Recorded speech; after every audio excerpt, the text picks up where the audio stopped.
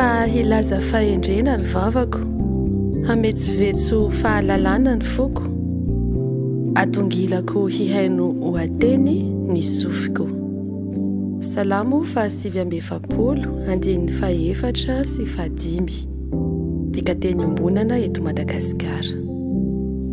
Noho ny hazakazadava ataontsika andavanandro amin'ny fianarana sy ny asa aman-draharaha, dia asainy soratra masina indray izaho sy ianao anio mba hiato kely manao hoe atongilano ny sofinareo ry mponina rehetra amin'izao tontolo izao, na ny kely, na ny lehibe, na ny manan-karena, na ny mahantra.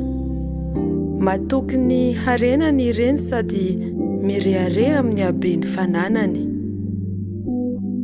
Tsy misy olona mahavotra ny rahalahiny na afaka manome an'Andriamanitra izay vola hanavotany azy.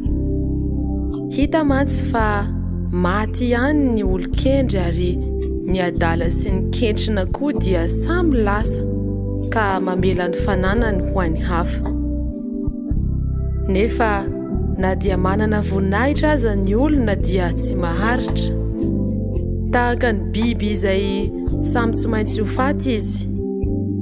Aza matahotra na aza mialona ianao, raha misy olona tonga manan-karena ka mitombo ny voninahitry ny tranony, fa tsy hitondra na inona na inona izy raha maty. Tsy mba hidina hanaraka azy ny voninahiny. Izay olona manana voninahitra nefa tsy manan-tsaina dia tahaka ny biby izay samy tsy maintsy ho faty. Salamo fa 7:7 dikateny protestanta.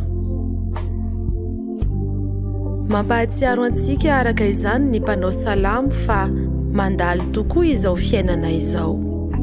Koa aoka isika tsirairay mba hivonina hatrany ka hanatanteraka amin'ny teny tsara sy asa tsara ny iraka hampanaovin'Andriamanitra antsika ety an-tany ho voninahitry ny anarany.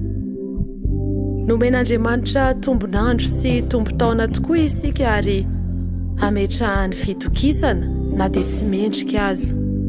Ary hoy Jesoa, isika tsy maintsy manao ny asan'ilay nanirakahy raha mbola atoandro.